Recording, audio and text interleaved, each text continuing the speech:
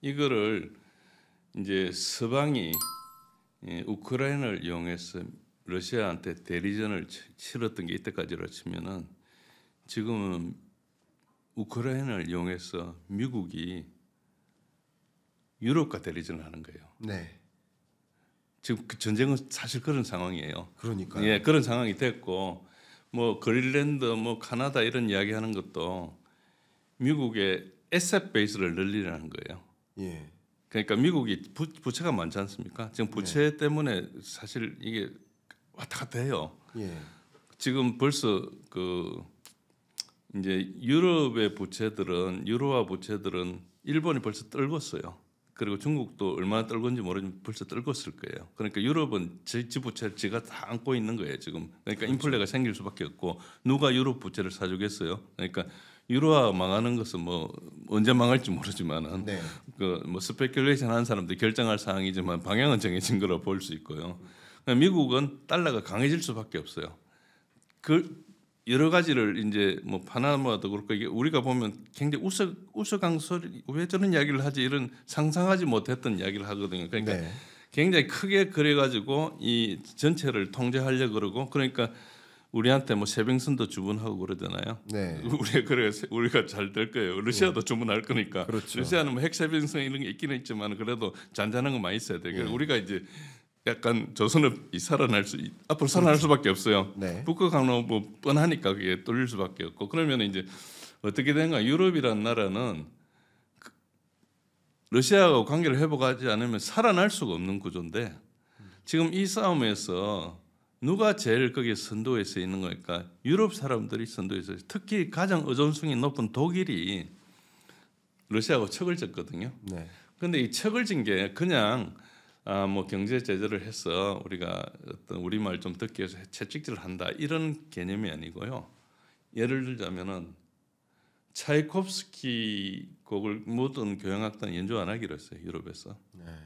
그리고 투르케네프 소설 같은 것도 리딩 리스트에서 뺐고 뭐 우리 무슨 첫사랑 이런 거 못 읽은 거예요. 거의 다 뺀 거예요. 그러니까 그리고 우에파에서 빼버리고 그러니까 사람으로 취급 안 한 거예요. 이게 러시아 국민의 감정을 엄청 샀지 않습니까? 러시아가 그거를 내일과 협상한다고 해하고 이렇게 하겠어요. 그러니까 이게 돌이킬 수 없는 정도로 이렇게 심하게 끄어난 거예요. 네. 그러니까 유럽이 러시아와 관계를 회복하기를 바라는 것은 상당히 기대하기 힘들거든요. 네. 그러니까 이건 유럽은 지금 자기 무덤을 판 꼴이라고 보면 됩니다. 그래서 유럽은 거의 망했다 생각하고 저는 어디 다른 데 가가지고 이 동남아보다 못해질 거다. 한 30년 지나면은 살아날 게 없어. 옛날에 즉 근대 문명을 하고 뭐 르네상스를 하고 여러 가지 그 18, 9세기 뭐 산업혁명도 하고 여러 가지 발전시켰던 모든 과학과 공학을 발전시키는 근원지인 유럽이 지금 폭삭 망했다. 그때를 생각하면 우리가 굉장히 위대한 유럽이지만은 그냥 망했다. 그렇게 생각하고 보시면은 네. 조금 나을 거고 저는 그래서 그 다음을 예측하기 되게 힘들지만 전쟁은 어떻게 되는 가 러시아는 나토하고 전쟁할 걸 대비해서 군을 아주 많이 예비해 놨어요. 지금 그리고 생산력 자체가 나토 국가 다 합친 거 32개 국가 합친 것보다 4배가 빨라요. 그 산업 베이스가 있어가지고 그리고 되게 싸요. 가성비도 높고 펑펑펑펑 찍어낼 수 있어요. 네. 그러니까 전쟁을 그 우크라이나 전쟁하면서 지금 천천히 하고 있잖아요. 전력을 낭비하지 않기 위해서 이렇게 하고 있어요. 그러니까 전쟁 입장에서 보면은 유럽이 러시아를 정확하게 전쟁 능력을 어떻게 파악하고 있는지 모르지만 이게 잘못 파악해가지고 시비 걸었으면 끝장난다고 보면 됩니다. 그리고 지금도 제대로 이야기하고 있지 않는 게 오레제닉에 대해서 그 시험 발사를 했잖아요. 그것에 대해서 위성 영상을 공개하지 않고 있어요. 제대로 된 걸. 피해가 엄청 났는데 지금 그러니까 이게 군사 기술에서도 뒤떨어지는 거예요. 그러니까 러시아한테 나토 전체가 그냥 당한 거예요. 그래서 이제 중국하고 해도 그 별 차이가 없을 거다. 그러니까 전쟁으로 뭐 하겠다 이런 생각은 전혀 아니고요. 미국 그 국무부 대만 페이지에 들어가면은 용어가 바뀌었어요.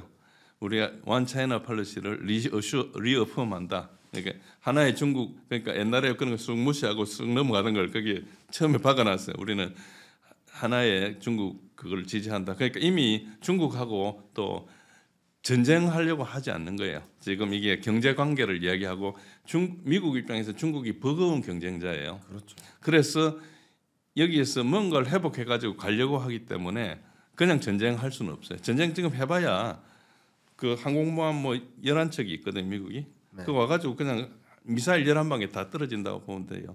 그러니까 극초음속 미사일이 있잖아요. 그러니까 네. 기술적으로 떨어지는 거예요. 네. 미국이 다른 나라에 투사할 수 있는 전력은 항공모함이 전 세계 최고고 어디 다 전 세계 합친 것보다 뛰어나지만은 네. 요즘은 가면 깨지는 거예요. 그 표적밖에 안 되는 거예요. 네. 우리가 시팅 닭이라 그러거든요. 네. 사냥할 때 앉아 있는 오리가 같은 거예요. 그러니까 이제 그 정도로 군비 경쟁에서 철저하게 패했기 때문에 군사력을 가지고 뭘 할 가능성은 전혀 없습니다. 군사 전쟁은 끝났다. 예, 그러니까 그냥 지금 체면만 이렇게 내세우고 있고 말만 표현 안 하는 거지 내실은 그렇다. 네, 좋습니다. 말씀 정말 감사하고요. 그 속에서 지금 현재 이 지정학적인 이 질서가 어떻게 재편되어 갈지가 막 이렇게 좀 청사진처럼 그려지는데 제가 이렇게 한번 정리할 수 있을까요? 러우 전쟁 종식될까라는 질문에 대해서는 어렵다. 유럽이 결정할 거에 달려 있어요. 그렇죠. 유럽이 근데 그만하면 끝나는 거고. 그렇죠. 근데 지금 네. 한 3, 40분 동안 말씀하신 내용이 결국은 유럽이 전쟁을 멈출 의지가 없는 거예요. 지금까지는 그렇죠. 네, 그러니까 유럽이 전쟁을 멈출 의지가 없기 때문에 러우 전쟁은 종식되지 않는다는 거예요. 지금 이제 현재로서는. 지금 유럽에서 엊그제 예. 그 우크라이나 지원 결의를 이제 하고 있거든요. 네. 그러니까 8천억 유로를 이제 그 집행하겠다. 그러니까 네. 8천억 유로를 가지고 이제 이 EU 집행위원장이 폰데라이언이지 않습니까? 이 사람 산부인과사예요. 네. 참 웃기는 사람을 네. 세워가지고 하죠. 그래가지고 이제 이걸 지원을 결정하는데 그러니까 8천억 유로를 발행해야 되잖아요. 네. 유로 본드들이 그냥 금리가 엉망이 돼 버렸어요. 네. 이 발표하기도 전에 네. 그러니까 이거 찍어내는 거 아닙니까? 이자율 급등하고 있거든요. 네. 그러니까 이게 조달이 안 되는 거예요. 사실 해봤자. 네. 그러니까 이게 유럽은 지금 자기네들끼리 하고 있는데 경제도 파악 못하고 군사도 파악 못하고 바보들이 모여가지고 하고 있는 거예요. 그래서 저는 얘네들 루저들이라 그러거든요. 좋습니다. 예, 그런 상황입니다. 교수님, 저는 되게 제 질문이 짓궂은 게 아니라 저는 이제 되게 다이렉트하거든요. 결국 시나리오를 그리는데 두 갈식으로 예, 전쟁이 종식될 것이다. 예, 전쟁이 종식되지 않을 것이다. 예. 이 두 가지 시나리오를 그리고 그 각각의 시나리오에 맞게 우리 다양한 의사결정을 내리는 거잖아요. 그렇습니다. 그래서 계속 그 똑같은 질문을 드리고 있어요. 아, 예. 근데 결국은 지금 말씀이 저는 이제 계속 한 40분 동안 전쟁이 종식되기 어렵다. 왜냐하면 유럽이 동의하기 어렵기 때문에. 근데 또 지금 말씀은 유럽이 그럼 전쟁을 계속 지속하려면 전비가 마련돼야 되는데 그걸 마련하기가 버겁다. 또 그런 말씀 주셨다면 죄송합니다. 그런 말씀 주셨다면 유럽도 전쟁을 지속할 만큼의 경제 상황이 아닌 거예요. 아닙니다. 예. 그러니까 지금 우리가 시나리오를 그릴 때 예. 유럽이 뭐 미국도 너무 많은 전비를 썼고 예. 경제적으로 손실이 많았기 때문에 전쟁을 종식시키고 러시아와 또 강하게 바인딩을 가져가면서 또 다른 비즈니스 기회를 가져가고자 하는 미국 입장은 제 이해가 가요. 예. 근데 유럽 입장도 지금 지칠 대로 지쳤거든요. 예.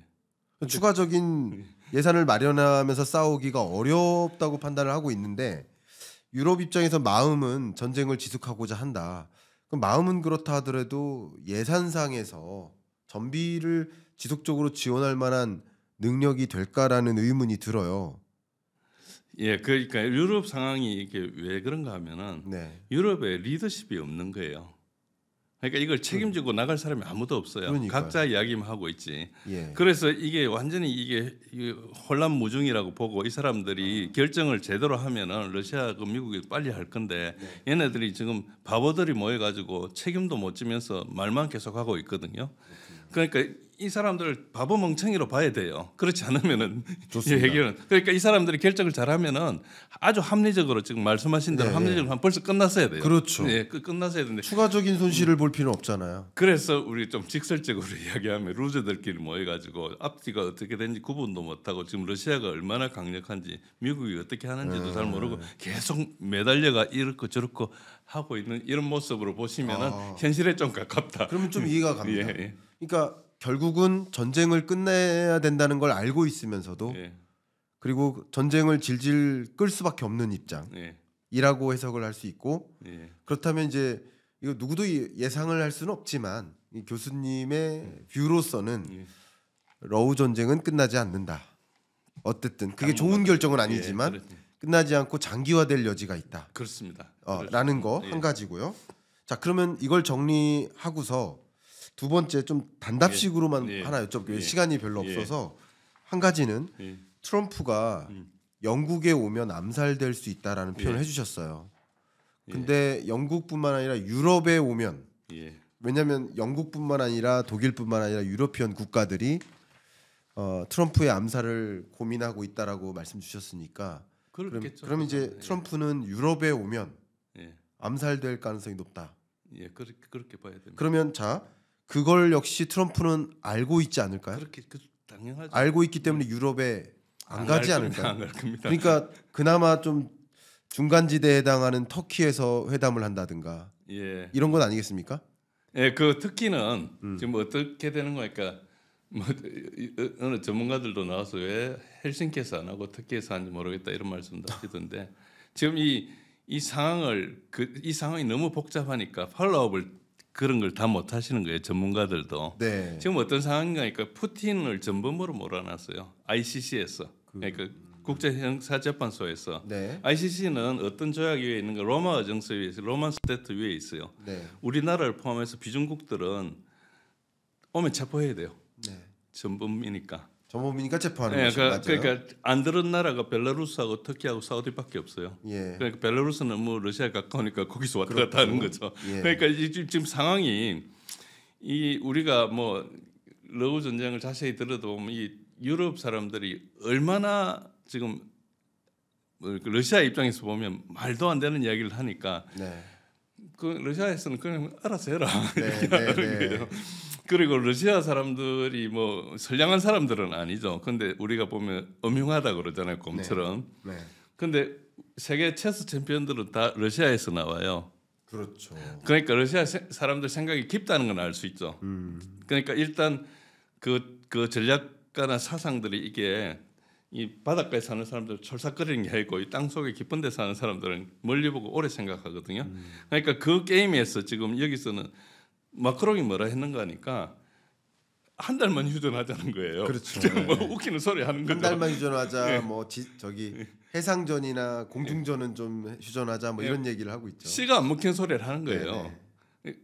러시아는 제대로 된 무기를 아직 구사도 안 했거든요. 그러니까 이게 얘네들 이걸 보고 있으면 예를 들어서 둘이서 뭐 우리 바둑 두는 걸 보듯이 보고 있으면은 정말 하수가 뭐 한수 떠놓고 물리달라 하고 뭐 이런 거 비슷한 거 여기 고수는 다 생각을 다 하고 있는데 그러니까 이렇게 보셔야 좀 이해가 됩니다. 좋습니다. 예. 예, 제가 그러면 이런 큰 그림이 어느 정도 정리가 될 것 같고 어쨌든 자본시장에서는 전쟁의 종식이 있지 않을까 하는 것을 기대하고 그것에 베팅하는 모습이 이 재건 산업에 좀 많이 투자하는 움직임이 있는데 사실 이 전쟁이 장기화되거나 예. 전쟁의 모습이 굴곡을 거치면서 예. 이렇게 바뀔 수 있겠다는 생각이 드는데 바뀌는 방식은 미국과 유럽이 싸우는 거죠 이제.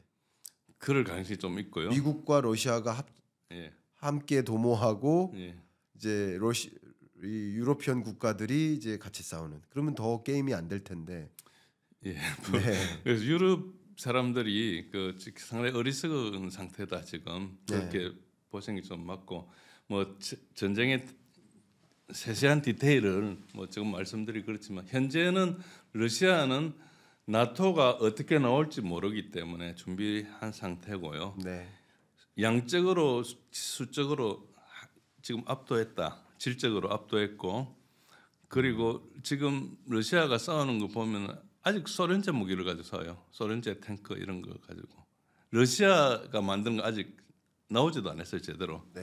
그러니까 아직 생생한 병력들과 생생한 전력들은 아직 감춰놓고 있는 거예요. 저기 벨라루스 국경 같은데 지키고 훈련하고 있겠죠 후방에서. 그러니까 이게 그 전쟁을 계속 하루하루씩 따라간 사람 입장에서 보면은 게임 이미 벌써 전에 끝나서 한 1년 전에 벌써 끝난 거예요. 그런데 지금 계속 하고 있는 거죠. 질질 끌고만 있는 것이다. 우크라이나는 러시아가 얼마나 강한지 아직도 몰라요. 자기가 전쟁하면서도 무기를 최신 무기를 한 번도 안 봤거든요. 못 봤으니까. 그리고 미국에서 제공해준 무기가 미국의 최신 무기를 제공해줬어요.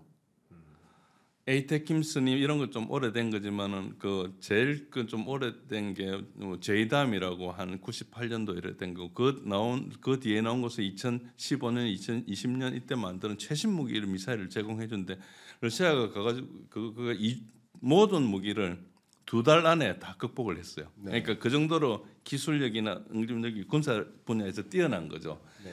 그러니까 이제 미국 무기가 더 없어요. 줄 것도. 네. 그리고 아시다시피 극초음속 미사일 이런 게 있으니까 원하면 다 부술 수 있고요. 그런 상태니까 뭐 유럽은 더하죠. 군비 경쟁이 완전히 진 거예요. 전쟁 자체는 끝난 거예요. 그냥 그 페이스 조절하고 쟤네들이 어떻게 할지 모르니까 러시아가 지금 섣불리 뭘 하지 못하고 준비하고 있는 거고 우크라이나에서 병력을 너무 많이 잃으면 안 되니까 계속 나가는데 제가 말씀드리면 러시아 절로 우크라이나 자포마상을 이미 다 잡은 상태예요. 그리고 여기는 멀쩡하게 있는 거고 그런 상태이기 때문에 전쟁이 끝난다 끝나지 않는다는 것이 뭐 이런 어떤 변수가 아니고 얘가 지금 어떻게 할지 모르니까 기다리는 거지. 쟤네들 유럽이 전쟁을 안 하겠다는 확실해지면 그냥 바로 끝날 거예요. 그래서 트럼프가 계속 곧 딜이 있을지 모른다는 그럴 때 그 시나리오를 얘기하는 거예요. 유럽이 손 들면 끝나는 거고. 유럽이 손들기를 기다리는. 예, 유럽이 손 안 들면은 러시아도 바로 손들 수가 없잖아요. 그러니까 이제 가는 거고. 그러니까 그런 와중에 마크롱이 우리 잠깐 휴전하자. 예. 또 해상전이나 공중전은 잠깐 멈추자라고 했다는 것은 국내용이에요. 그렇죠. 그 국내용이기도 하지만 손을 들까 말까 하는 그 상황 아닌가. 손을 들긴 들어야 되는데 가만히 이야기 들어보면 제가 그쵸. 자기도 뭐가 부족한지 이야기하는 그렇죠. 거죠. 아니 해상하고 공중 빼놓으면 뭐가 있습니까? 그러니까 참 지금 거의 바닥이 드러났다라는 그런 상황처럼 이해가 갑니다. 교수님하고 1시간 넘게 그렇습니까? 이 러우 전쟁의 전말, 배경과 경과 그리고 향후 어떤 방향성에 대해서 한번 짚어봤습니다. 예. 이게 딱 못 봤고 어떻게 될 거다라고 우리가 판단하기는 좀 어렵지만 그래도 이런 움직임들을 경과를 지켜봄으로써 우리가 어떤 식으로 이 세계의 어떤 패권이 변화할지 질서가 어떻게 변화할지 좀 생각해 볼 수 있는 계기가 된 것 같습니다. 좀 끝으로 이 질문 드리겠습니다. 그러면 이 러우 전쟁 22년에 등장했고 뭐 러우 전쟁이라고도 하고 러시아 침공이라고도 표현하지만 어쨌든 이런 일련의 일들이 결과적으로는 세계 질서를 완전히 바꿔놓는 계기가 될 것이다라고 보고 있고 말씀 속에서 그런 것들을 더 포착할 수 있게 됐어요. 그러면 한번 여쭤보겠습니다. 향후 세계 질서 어떻게 바뀔 거라고 생각하십니까? 예, 일단은 그 미국이 아무리 노력해도 글로벌 사우스, 브릭스가 힘을 발휘할 겁니다. 네. 그리고 결국은 미국도 그 시장을 놓칠 수가 없기 때문에 어떤 형태로든 합류할 거라 생각하고요. 세계는 다극화가 이미 진행됐습니다. 미국이 일극 체제를 포기했기 때문에. 네. 그래서 다극화가 진행될 거고 다극화를 하기 위해서 어째 보면은 그 일극에서 다극화가 바뀌는 과정에서 미국이 취약해지는 지점이 발생합니다. 힘의 공백이 발생하거든요. 투키디데스의 함정이라고 그 이론을 저는 신봉하지 않는데 일극이 내려올 때 그 다음 사람하고 전쟁을 한 붙는다든지 이런 이야기를 하고 있는데 저는 뭐 그게 그렇게 그게 뭐 맞는 이론이라 생각하지 않지만 그래도 많은 사람들이 그렇게 하고 있으니까 그게 일어날 가능성도 배제할 수는 없죠. 그거를 막기 위해서 이제 굉장히 많은 조치를 이렇게 해야 되거든요. 그 우리가 얄타 회담을 하면서 전후 관리를 하면서 전성국 미국, 영국 그때 소련이 모여가지고 여러 가지를 정리했지 않습니까? 그런 과정이 좀 필요하기는 한데 일단 이 상황에서 영국이 만약에 가장 큰 패배자로 드러나면은 이제 그 동안에 한 3세기 동안 했던 계속 이렇게 흔들어 가지고 이 대륙 세력을 공격하는 그런 노력들은 일단 크게 좌절될 겁니다. 그러면 이제 일단 큰 평화가 온다고 볼 수 있죠. 분쟁이 많이 이제 없어지고 그런 상황이 올지 안 올지는 제가 뭐 쪽집게가 아니니까 그렇지만은 그래도 그런 상황이 상당히 가까웠다 그렇게는 볼 수 있습니다. 네. 세계 질서가 완전히 이 어떻게 보면 퍼즐로 세계 지도를 이렇게 맞춰 보면 이게 완전히 다 흐트러 놓은 다음에 다시 만들어야 되는 상황. 예, 이렇게 예. 전개되는 모습이다 이렇게 생각이 되고 저는 이제 경제 지표를 가지고 예. 유러피언 국가들의 경제 상황 보고 미국 상황 보고 다 보고 있습니다만 유러피언 국가들이 가장 서둘러서 금리 인하하는 나라들입니다. 예, 그렇습니다. 뭐 ECB도 그렇고 영국이나 뭐 그러니까 유로화를 쓰지 않는 나라들도 가장 적극적으로 금리 인하를 단행하는 나라다. 이 얘기는 결국 서둘러 금리 인하를 한다. 그만큼 경기 상황이 혹독하게 안 좋다라는 그렇습니다. 것을 반증해 주는데 이런 전쟁이 시작됐고 22년에 그리고 지금까지 전쟁이 3년 정도 지속되는 과정에서 정말 탈탈 털렸다. 그렇습니다. 이렇게 평가를 해볼 수 있겠는데 특히 독일의 모습이 그러하다. 그런 것들을 이제 반증해 볼 수 있겠는데 오늘 교수님과 1시간여 동안 대담하면서 우리가 이 러우 전쟁, 젤렌스키와의 어떤 정상회담, 결렬하는 모습 이런 모습들을 보면서 그냥 단편적인 모습들만 좀 이해했다면 더 깊숙이 들어가서 그 배경이 무엇이고 그 어쩌면 그 행과 행 사이에 행간을 읽어나갈 수 있는 계기가 된 것 같습니다. 우리 구독자 여러분들께도 도움이 되었을 거라고 생각이 되고 끝으로 오늘 처음 경인남과 토론합시다 출연하셨는데 토론하신 소감 어떠셨는지 한번 여쭙고 마무리하겠습니다. 예, 뭐 굉장히 도전적인 질문도 많이 해주시고 또 집요하게도 질문해 주시니까 제가 적당하게 이렇게 마무리 짓지 못하게 해주시는 뭐 그건 아주 좋은 스킬 같습니다. 저도 그래서 뭐 최대한 최선을 다해서 짜내기는 했는데요. 그러니까 이제 시청자 여러분들 보시면서 제 생각이 뭐 절대적인 것은 아니고요. 여러 가지 가정해야 되는데 현재까지 상황을 보면 이럴 것이다 이런 정도로 받아주시면 되고요. 제가 뭐 무슨 쪽집게도 아니고 저는 이제 군사력을 가지고 열심히 전쟁을 가다 보니까 이제 군사력에 대해서 확실히 그림이 보이고 그 나머지는 그 다음에 외교적으로 돌아가는 것을 그 기반 위에서 해석하는 겁니다. 그래서 약간 위에서 보는 관점이 아니고 밑에서부터 봤다 이런 쪽으로 해서 이제 군사적인 평가는 제 평가가 상당히 정확하고 자신 있고요. 그 외에 경제적이나 재정적인 상황은 전문가들께서 훨씬 더 아시는 거죠. 그렇게 이해해 주시면 감사하겠습니다. 예, 너무 많이 도움이 됐고요. 우리 교수님께서 운영하고 계시는 블로그가 있습니다. 군사력 이해하기. 이 블로그 링크는 고정 댓글 상단에 이렇게 소개해 드릴 테니까 추가적으로 이런 상황들을 더 면밀하게 들여다보고 싶으신 분들은 들어가서 참조하시길 추천드려 보겠습니다. 자, 이상 마무리하겠습니다. 감사합니다. 네, 감사합니다. 네.